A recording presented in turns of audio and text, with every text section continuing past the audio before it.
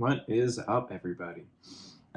So we're back again here today to talk now about extreme ownership, and not the book that was written and popularized by Jocko Willink. Great book, by the way, if you haven't read it, but more the concept as it applies to daily and professional life. And it's a story from today, actually. So I would like to think that I like to take ownership of everything in my world, right? My sphere of influence. But every once in a while, something happens where you notice the thought and the urge to blame somebody else for what's going on, because it genuinely feels like it is someone else's fault for what's going on. Here's the background to the story that happened to me today. So I am a project manager for a hospital, and I manage large projects that are responsible for the improvements and upgrades to this hospital. For those who don't know anything about hospitals, when you're doing work in a hospital, sometimes there is work that would require the shutdown of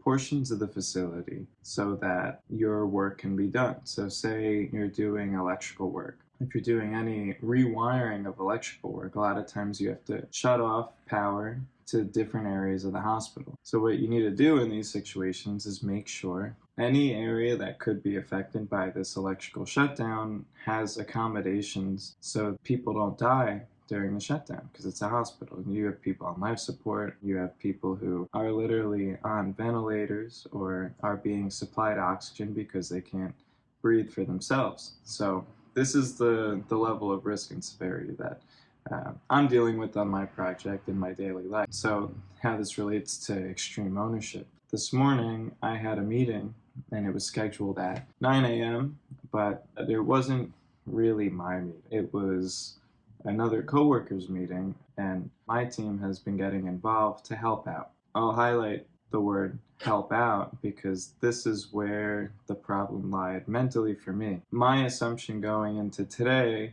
was that this 9 a.m. meeting was his meeting.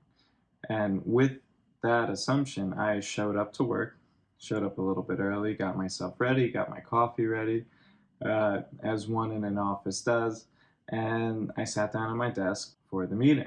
Pretty unprepared, and I'll add that as a note because in my head, I handed responsibility off to this person who I was assuming, another keyword there, was handling and running this meeting. So the meeting started, and me and my coworker, another person on my team, the team that's assigned to helping this guy, we're sitting there at my computer. We were sharing a camera so that our mics wouldn't interfere. All the key players in the hospital are on this meeting, right? So you have like the vice president, you have the vice president of the facility, vice president of nursing, directors of the facility, directors of nursing, head of each nursing department, all these really important people on this call for this very important shutdown that's about to happen. My coworker and I were sitting there, and we see this guy on the call, just silence. And we're looking at our computer, kind of like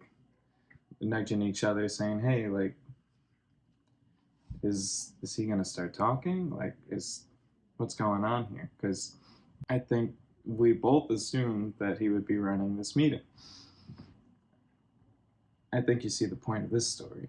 After about 2 minutes of silence, I chimed in. I said, "We'll wait for a few other key players to get on the call." Bottom line, we ran the meeting. It went okay, but it really didn't look good. It wasn't like of the standard that we would want to reflect on us, because it reflected on us at the end of the day as the people who ended up running the meeting. It looked like we were a bit unprepared, a little caught off guard, and it felt as though we were wasting a lot of important people's time. Never a good feeling, and not what you want, especially in our position. Since we don't do a good job, we're basically out of there. We do a very good job, but here's the lesson. The lesson isn't to boast about that we do a good job, because we didn't do a good job today. And it's because mentally, I did not have an extreme ownership mentality for this meeting. I had this meeting, scrambled to get everything done, get everybody on the same page, ended up working out, and then you're sitting there saying, all right, what did I do wrong? And what we did wrong was we assumed that this person who does need our help had this under control. And Unfortunately, he didn't, and neither did we. I didn't show up to that meeting with my own agenda of things that I wanted to get done.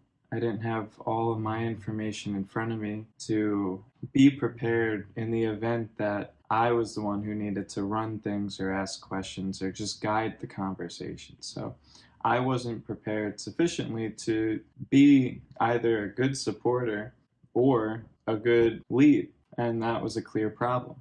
So it was stressful and it was a bit annoying, but you learn through the pain immediately. We had another major shutdown meeting at 11 a.m., so 2 hours after the 9 a.m. meeting, and that meeting went amazing. So what did we do different? We noticed, all right, so we went into this meeting a little bit off. We didn't have our agenda. We knew kind of what we wanted to talk about, but there was no structure. So first thing, to adjust our path, right?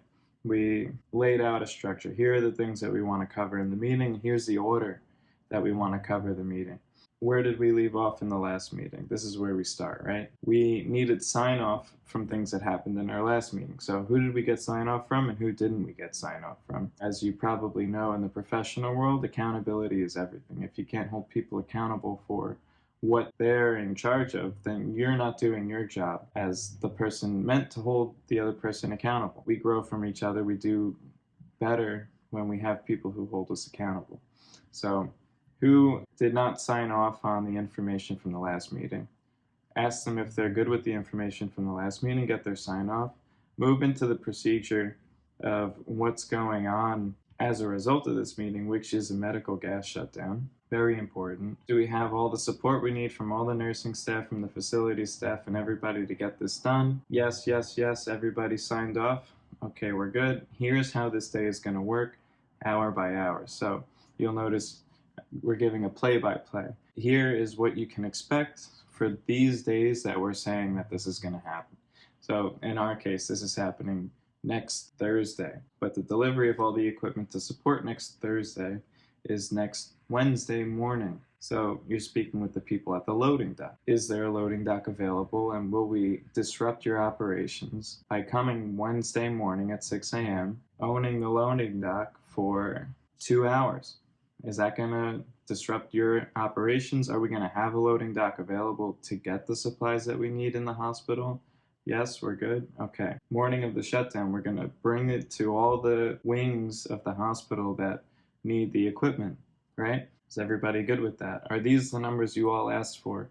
Yes. Shutdown starts at this time, 4 p.m. Does that go with everybody? Yes. It's going to be 4 hours, 4 p.m. to 8 p.m. We're going to do all of our checks. We're going to make sure nobody's on oxygen that needs to be on these canisters. Check. And we're good to go. So, needless to say, the second meeting went amazing. And it came at the unfortunate expense of having a terrible meeting in the morning. And an overall lesson that I got to reinforce in myself at the end of the day. So the morning was absolutely crazy, absolutely stressful. Team is better for it. And that's what it's all about. At the root cause, it came down to, am I taking ownership for the situation? Did I try to blame somebody else? As the meeting was going bad, in my head, I'm like, oh man, this guy, he completely screwed us. We're sitting here and we have our hands in our pants and we look terrible. But the reality was that's what the story that you can tell yourself. And if you let yourself do that, you can get stuck in this loop of self-pity and saying, oh, I mean, the meeting went bad, but it was really kind of that guy's fault, and that's why I had a stressful morning, and that's why the next meeting didn't go well, and maybe that's why the day didn't go well. And you can allow that to snowball and completely destroy your day. Take it out on people who don't deserve to have it taken out on them. Or you can say, okay, I see the issue here. I made a bad assumption. I didn't take full ownership of this situation, and now I have to fix that. Do damage control, run this meeting a little unprepared, meet with the extra people that weren't included in the meeting that should have been included in the meeting. Make sure they sign this paper to have their buy-in documented. Communicate that again to the rest of the team. Say, hey, we circled back with these people and we got the information that we needed. Finish up that situation and learn the lesson. That's what happened today. this doesn't fall into Iron Man or marketing talk, but this is a good mindset lesson and it applies to everything. So just look for areas of your life where you can start to apply this lesson. And it's not going to be easy. Part of you is going to say, I don't really 100% believe that. And there's just going to be a small part of you that knows that you're kind of full of it as you're blaming somebody else. Just something to look out for. That'll be the cue that maybe you're wrongfully blaming people for things that aren't their fault. So the guy who I'm talking about, the senior guy, this isn't his fault either. It's fully my fault. So we are assigned to help this guy with this specific type of thing. And I dropped the ball. And that's the long and the short of it. So it doesn't feel good to admit it to yourself, but you have to admit it. It's the truth. I hope you enjoyed. I'd love to know your thoughts. Thanks, everybody.